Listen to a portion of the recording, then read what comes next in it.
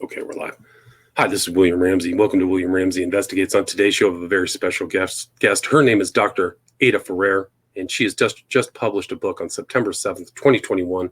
Title of the book is Cuba, An American History. It has excellent reviews on Amazon, well-deserved, and a really fascinating book. I learned so much about Cuban history and really how it is affected by the U.S. So we can talk more about that. But Dr. Ferrer is the Julius Silver Professor of History and Latin American and Caribbean History at New York University. She is the beneficiary of a 2018 Guggenheim Fellowship. She also has won many book prizes. One is the 2015 Frederick Douglass Book Prize for the best book on slavery, and also another prize from the 2015 Frederick Katt Prize for the best book in Latin American history, and also the 2015 Wesley Logan Prize for the best book on the African diaspora from the AHA. So she's won many prizes for her books.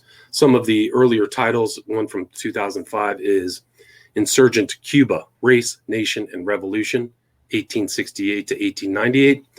And also in 2014, Freedom's Mirror, Cuba and Haiti in the Age of Revolution.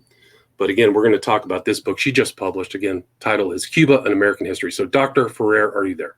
I'm here. Thanks for having me. Awesome. Well, thanks for agreeing to the interview. For people who might not have heard your background, can you talk about your personal life and your academic career and what led you to write this fascinating book, Cuba, An American History? Sure. Well, I was born in Cuba, and my mother and I left in 1963. And I grew up in a place that was mostly Cuban immigrants, Cuban refugees. And so I grew up hearing stories about Cuba all the time, living with the reality of family separation. My mother had left my brother behind on the island. And it was an obsession for a lot of people around me. So I kind of began to share that obsession and became interested in understanding it. What was this place where I had been born but couldn't remember? And so in 1990, I went back to the island for the first time. And I met my family, I saw where I was born, and I began doing research in libraries and archives on Cuban history. And so since 1990, I've been traveling back almost every year, sometimes more than once a year, and always doing all those things. Most of my, the day-to-day, Monday through Friday, is usually sitting in an archive or a library, looking through old documents. And then on weekends or evenings, I see family and friends I've made over the years. So I've come to know the island well as, in a way as a kind of, as part of who I am, but then I've also come to know it well as an object of study. And I think it has a fascinating history for many reasons. One reason is the links to the US, which you alluded to in passing. And I wrote this book now, in part because I feel like Americans don't know this history, and they don't know how much of a shared history the two countries have. And I think, policy policy, diplomacy, travel, everything works better when people are better informed. I would definitely agree with that. And I agree that a lot of Americans don't know this past history of Cuba and how much the U.S. has really eyed Cuba, and how they've cross-fertilized, the peoples and culture have cross-fertilized each other. I don't know if they know how much so to such a degree. Can you talk about really what the beginnings of Cuba, the Spanish kind of, and going back to Christopher Columbus, and how Cuba developed as an independent entity? Yeah. So Cuba, as you said, was a Spanish colony. Columbus landed there for the first time in 1492 and encountered a fascinating indigenous culture. We came to call those people the Taínos, and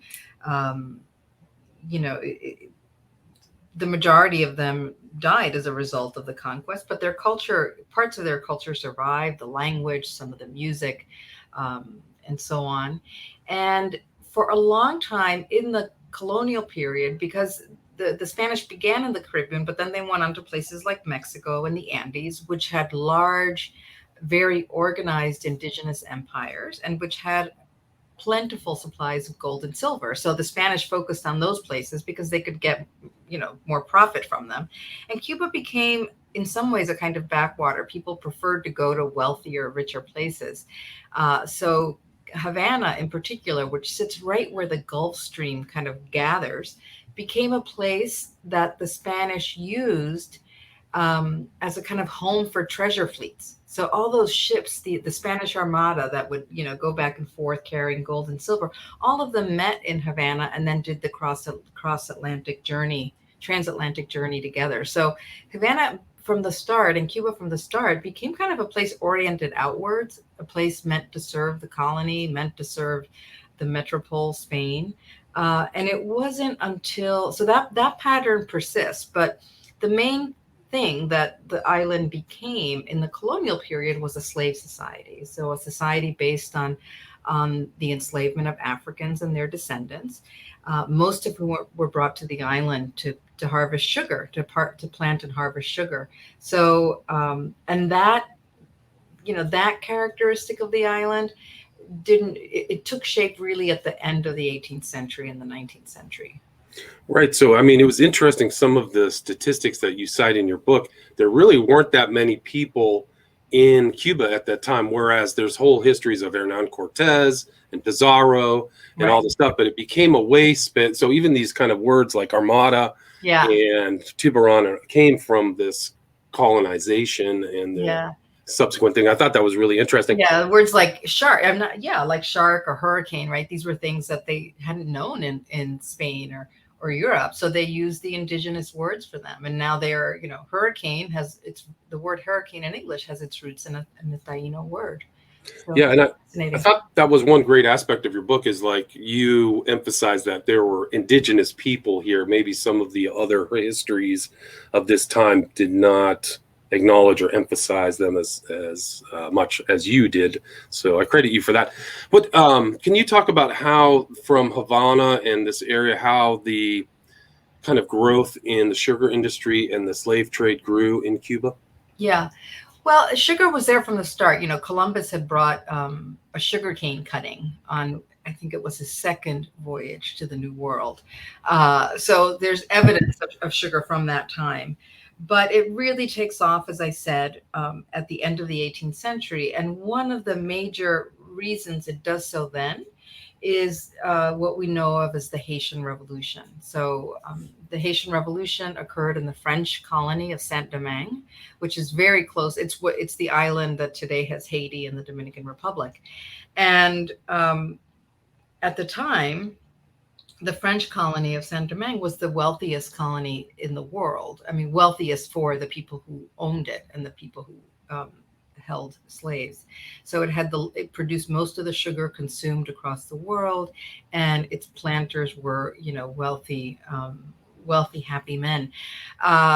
When the Haitian Revolution happened and the enslaved people rose up in rebellion, and that sugar industry began to very, very quickly decline. And the Cuban planters realized that this for them was an opportunity. So they said, okay, and one of them, a very prominent, important one, said, the hour of our happiness has arrived.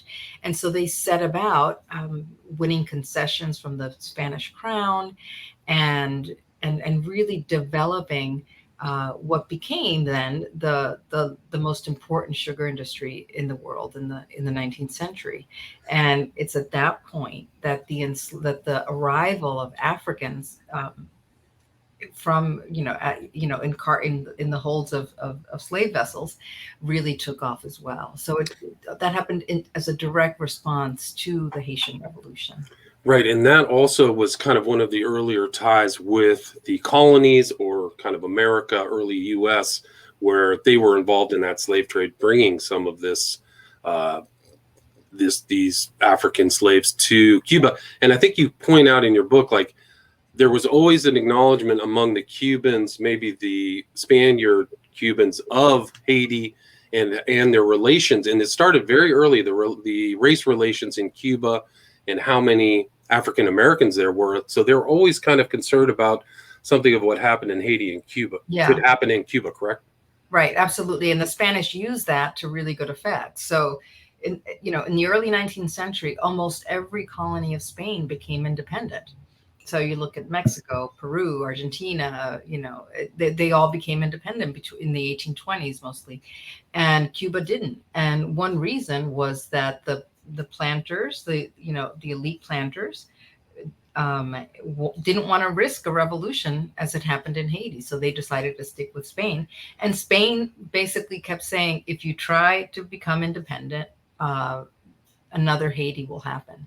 So it was used for conservative political purposes to keep the island a colony of Spain and to maintain slavery. Right. I think you quoted like there was for that time, an immense amount of trade, 270,000 slaves in 30 years, Yeah. right there at the early 19th century. So significant amount. And also there was another kind of industry that took place in Cuba. Can you talk about the copper ore industry and the Virgin of Charity and how that's kind of an important cultural figure? Yeah. So that's earlier. So Cuba's a very long island. If you laid it on its side, it would go from about where New York City is to about where Savannah, Georgia is, right? And the terrain changes. In the east, there are beautiful mountains. I think they rise about 3,000 meters above sea level. And in the colonial period, from the 16th century on, there were deposits of copper. And there was a mining company that had enslaved workers mine the copper.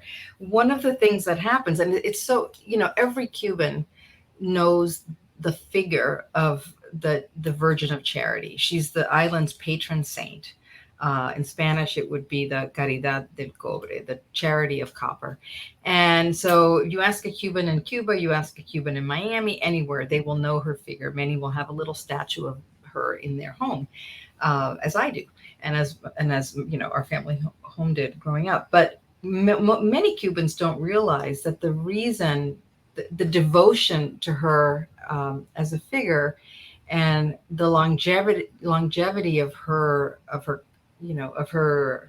cult, you would say, is due to the fact that those enslaved miners really committed themselves to her.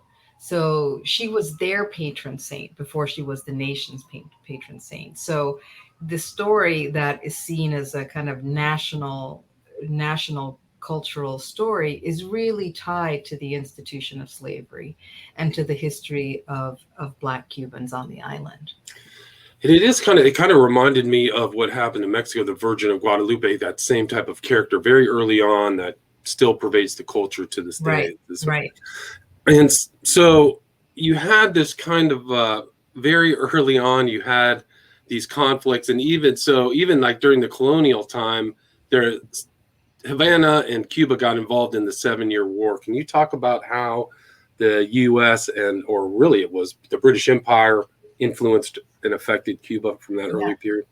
Yeah. So the 7 Years War, sometimes, when I studied it in school here in the U.S., we knew it as the French and Indian War, right? Where it was a, dispute between the French and the British over land in North America, in the north mostly. But really it was a war that involved most of Europe, and Spain, and Britain declared war on Spain. And one of the things that it decided to do was to attack and seize Havana. Havana had this reputation for being a wealthy city, in part because it had this long history of serving as the place where the Spanish stored their silver and where the treasure fleets always were. So people said that silver coins flowed in Havana as if they were, rivers. And so a lot of European monarchs liked the idea of acquiring Havana, and the British during the 7 Years War decided they would do that. So they attack in 1762, and it's the siege lasts weeks because they can't take it. And finally, what helps the British take it is the arrival of troops from North America, from places like Connecticut and Rhode Island and New York, etc. And so they defeat the Spanish, and Havana becomes British territory for about 10 months. So it becomes part of the same empire as the 13 colonies.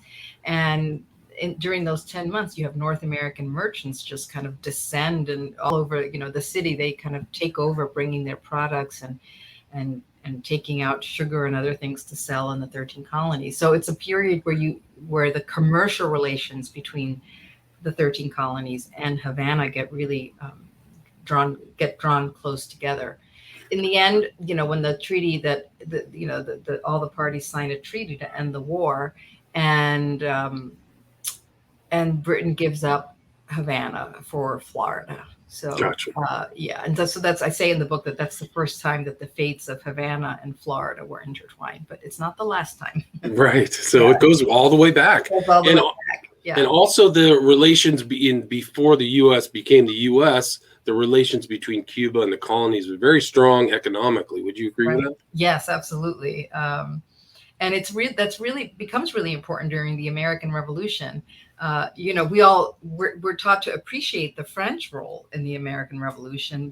Lafayette and Rochambeau and others who provided assistance to Washington and others, but the Spanish also provided a lot of help, and a lot of that help was funneled through Havana. So during the American Revolution, the Spanish let the colonists trade in Havana freely, and it's where they got a lot of the silver currency that then served as the foundation of the Americans' first central bank, the First National Bank. A Spanish officer in Havana collected silver that was sent to George Washington and Lafayette right before the Battle of Yorktown.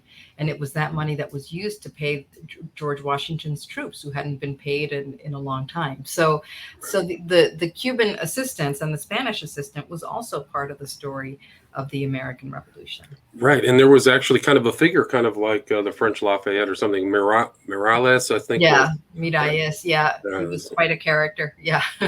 So in Washington's having he's happy to see this emissary. So he was very sensitive about the contact, him and the growing country and Cuba and its representatives. Right. Yeah. And so, it continues. The U.S. becomes a country, and there's always a tension in Cuba between the system of slavery and its people maintaining slavery. Can you talk about how some of those conflicts manifested themselves? Yeah. So, slavery is was a powerful and profitable institution. And that was true in the U.S. It was true in Cuba as well. One of the things that's really important there's several things that you can note about slavery in Cuba. One is that, as I said before, it's always tied to the cultivation of sugar.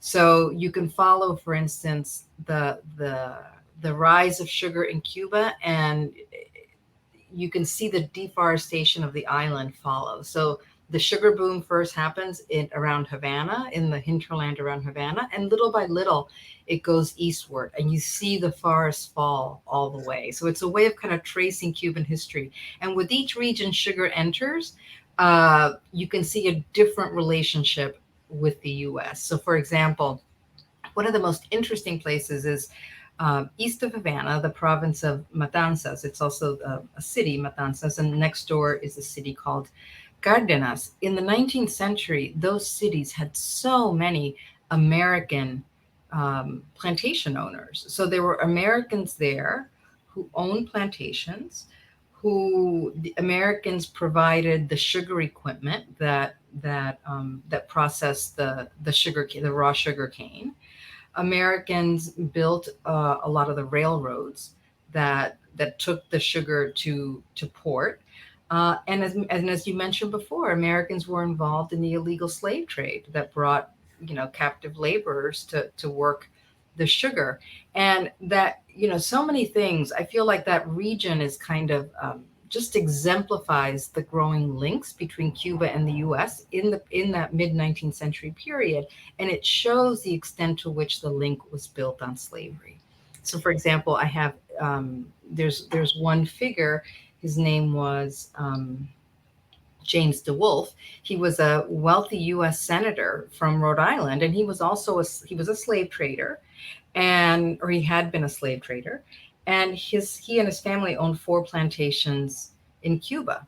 And then he used the profits from those plantations to invest in other industries, and in back home, in the Northeast. So that's one example. There's a U.S. vice president. This is one of my favorite stories in the book. There's a U.S. vice president, William Rufus King, who was vice president to Franklin Pierce, elected in 1853. And he actually took his oath of office on a Cuban sugar plantation in the middle of harvest season. So he became U.S. vice president while he stood on a Cuban sugar plantation. I mean, it's just remarkable. I read that the first time and couldn't believe it. I had to read it and reread it and reread it to make sure that it was true. But it's kind of a symbol of how closely intertwined those systems were.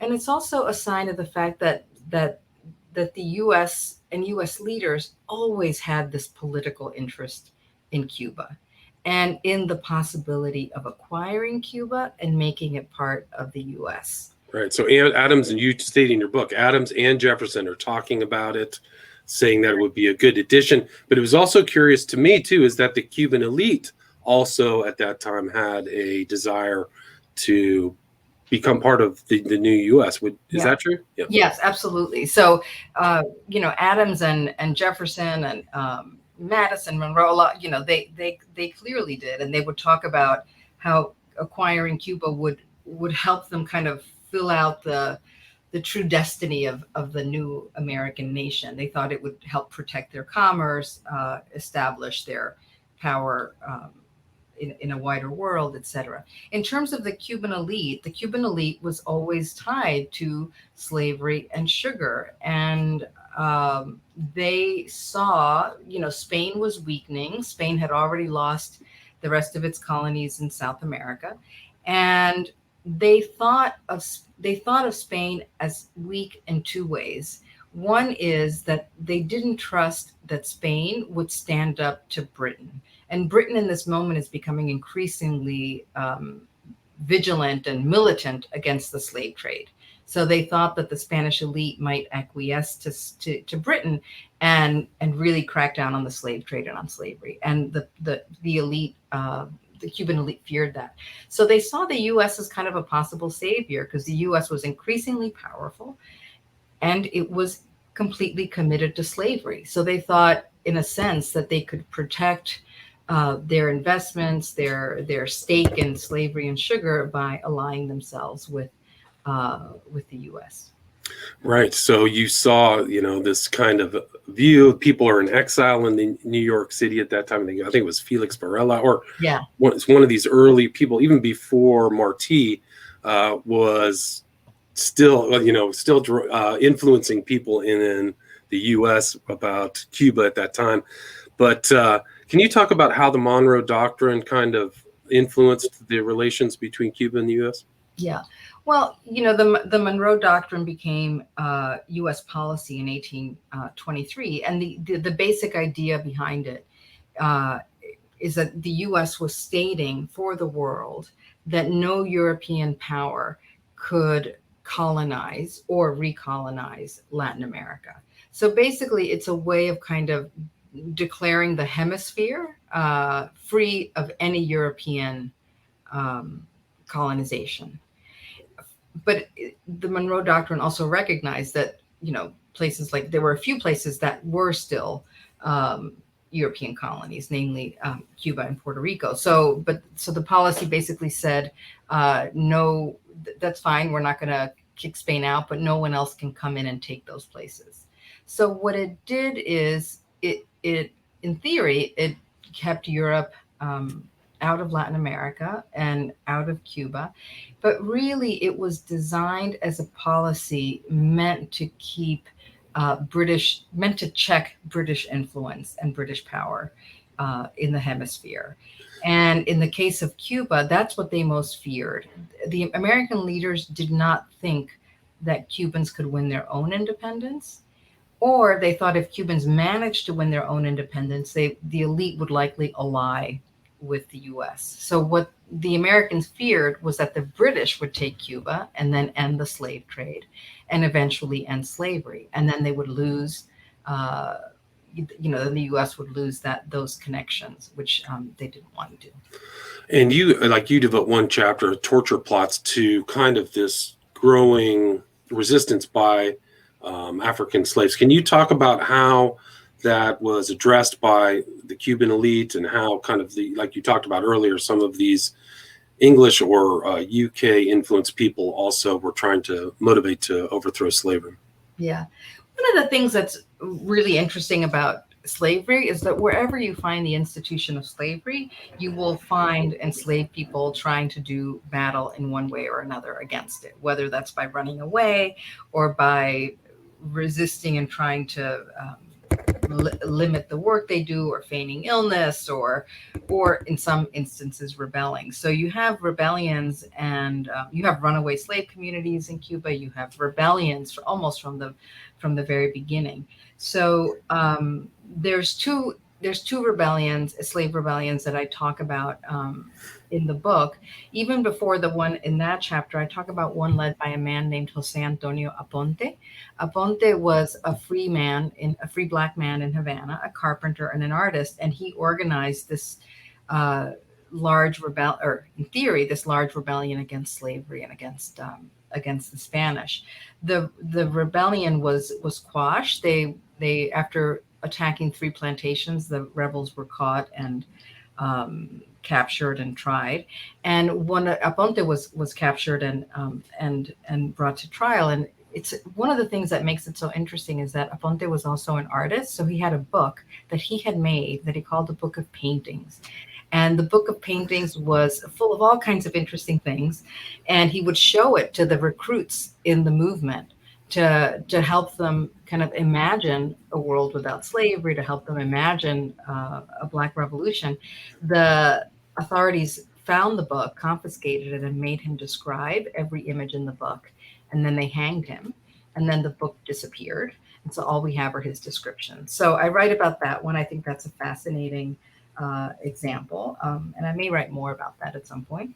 And then the other one, which you just mentioned, is one that unfolds precisely in Matanzas, the region I mentioned before, in 1843 and 1844, where you just have a series of one rebellion and one conspiracy after another in this relatively small region. And one of the things that's interesting about that movement is that it was both urban and rural. There were enslaved people involved on sugar plantations and coffee plantations, but there were also free men of color from the cities. You had musicians. You had one of the most prominent people was a man named Plácido, who was a poet, and he was one of the leaders and executed for his role. And also British abolitionists were involved, and that's one of the reasons the Americans feared them. So there were some British abolitionists who worked with the rebels and the conspirators. But ultimately, what the Spanish did is it defeated one rebellion after another, one conspiracy after another, and it engaged in very brutal torture against people suspected or captured, where people were tied to a ladder and then whipped, which is why the whole series is called La Escalera being ladder.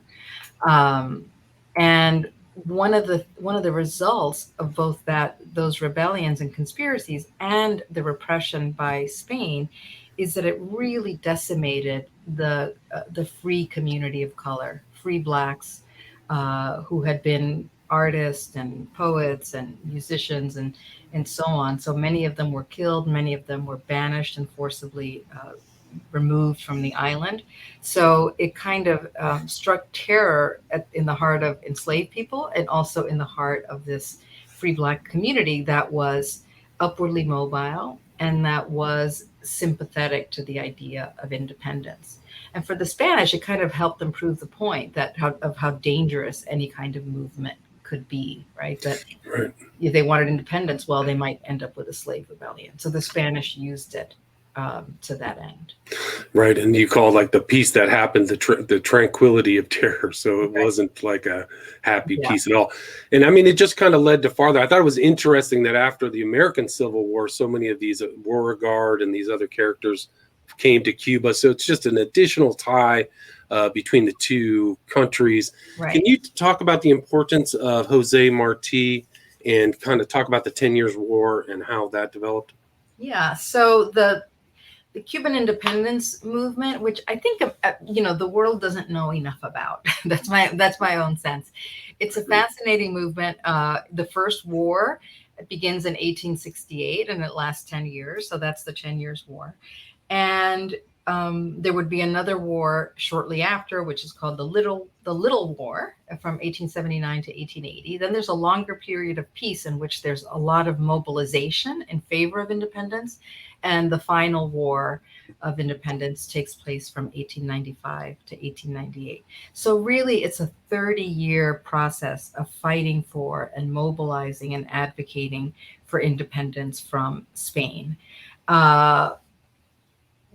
are there are many things one can say about that movement. I'll just point out two. One is that the wars on the Cuban side were waged by a new institution, which the rebels called the Army of Liberation, or the Liberation Army. And it was a popular fighting force. Many enslaved people and formerly enslaved people joined. Black men had joined and also, ascended through the ranks. So some of the most important figures were themselves men of color. The most famous is a man named Antonio Maceo, who was at the time very well known in the U.S., especially African Americans, who in many cases named their sons after him. So they didn't name them. They named them Maceo, but in English they pronounced it Maceo. So that was a common African American name in the late 19th and early 20th century. So that's one thing that's interesting about the movement. The other thing is that because it unfolds alongside the end of slavery, right? In the first war, the leaders abolished slavery in rebel territory. So from the start, the movement is linked to the question of slavery and to the question of race. And it develops this powerful argument against the Spanish. Now, forever, and Spain and its allies had said Cuba can't be independent, because if it tries to become independent, you will get a race war, you will get another Haiti, et cetera, et cetera. And what the independence movement did was to completely disavow that argument and say, no, we've had this war. And Black men and white men fought together side by side. And the republic we are building will not have slavery, and it will stand against racial warfare and racial inequality and discrimination, et cetera. So it developed a language that of racial equality and anti-racism that was very novel and powerful in a society that was only, 9 years past slavery. Slavery ended in Cuba in 1886. So that was really interesting. And one of the figures who most espoused these ideas was the figure of Jose Marti, who you just asked me about. And Jose Marti was the son of, he was white, he was the son of Spaniards. He was arrested by the Spanish early on in the 10 Years' War and exiled to Spain. He came back briefly, but then, was arrested again. He realized there was no way for him to live in Cuba, that he would be arrested and likely executed. So he did what so many other people did when they're seeking refuge. He came to the US and he came to New York City. And so he lived more of his adult life in New York City than anywhere else. And right, like 15 years, right? Yeah, because he died, in 1895 in the first war. So he didn't have a long adult life, and most of it, more of it was lived here in New York, which is where I am, than in Cuba. And he's a fascinating figure. He made a living here as a writer, as a clerk. He used to write scenes about American life that he would publish in newspapers across Latin America. And he would write about everything. He would write about, he went to a graduation at Vassar College and described what it was like for an elite institution to graduate only women. He would describe a lynching in really powerful, unforgettable ways. He described immigrants arriving in Castle Island. So he was basically a chronicler of life in the U.S. But he wrote in Spanish, so he chronicled the U.S. for people in Latin America.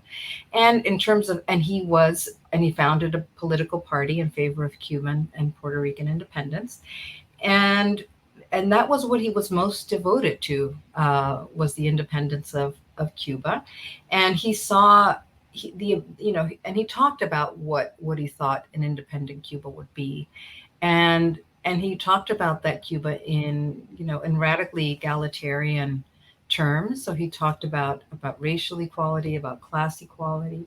And he also talked about the power of the US. And he, in one of the last letters, in several letters and in essays he published, he would talk about how the U.S. was becoming more powerful, that the U.S., he said, disdained Latin America, and that Latin America had to be careful about the U.S. extending its hold over Latin America. So he imagined Cuban independence, and he called it a revolution for the world.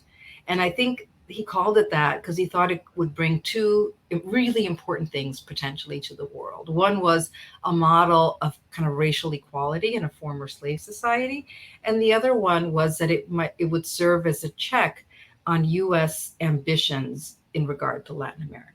Right, and he used the term kind of "our America," but it was more of kind of Latino or Spanish or even Cuban kind of perception of that, not having the U.S. And he used terms that were kind of unpleasant, like the U.S. kind of saw Cuban as kind of a victim possibly, and I think they used terms that were pretty interesting, I think, for that time. Yeah.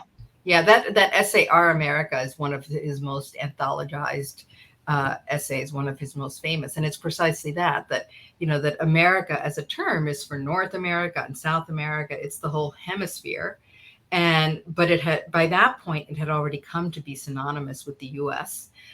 In the U.S. So he wrote this essay about our America, referring to Mexico, South America, Central America.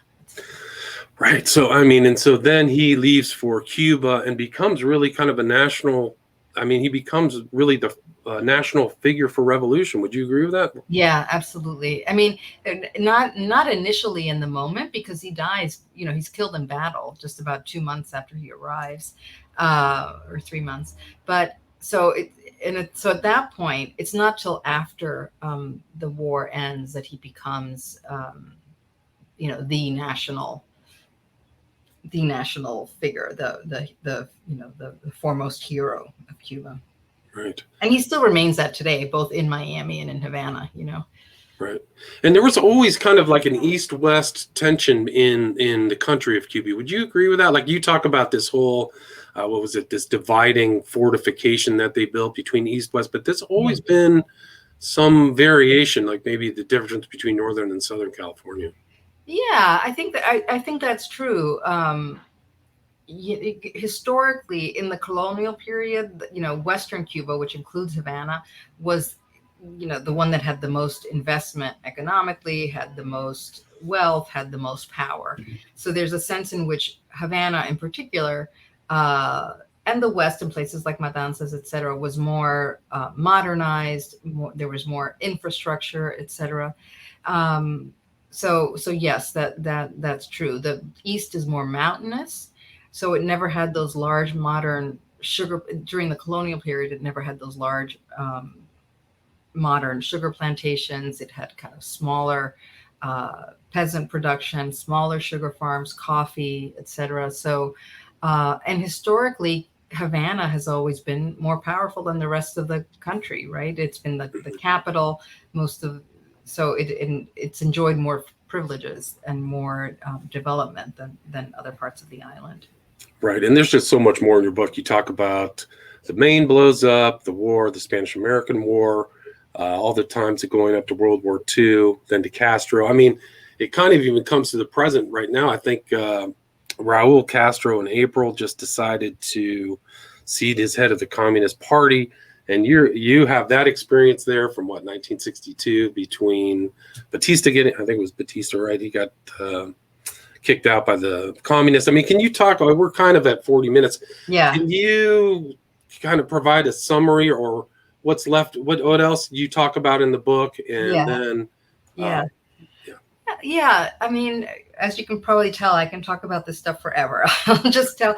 I mean, one of the things about so the book covers, from before Columbus to the present, as you say. So it, it ends with with Raul Castro stepping down and with Biden getting elected and so on. But as it proceeds, the chapters are generally short. So there's, I hope, some kind of page turning momentum, and readers can just kind of, bite off little morsels at a time. So for example, I think the Bay of Pigs chapter will interest readers, and the missile crisis and so on. But in terms of a summary, I would just say that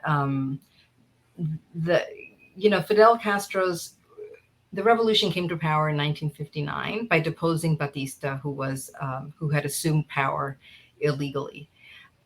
I think the most important thing to remember, and which I think may surprise some Americans, because they think of Cuba as, and they think of the revolution as Fidel Castro's communist revolution. But in the beginning, it wasn't communist, and in the beginning, he was just one leader among many. So one of the things that I try to pay attention to throughout is the way we all know what happened with Cuba. We all know that Castro is going to become really important, that the country is going to be communist, there's going to be a rift with the US and relations are going to be severed, and you're going to get things like the missile. So we all know that happens. But I try to tell it in a way that would have been experienced by people on the ground. No one in 1959, in January 59, or very few people would have imagined the outcome of all that.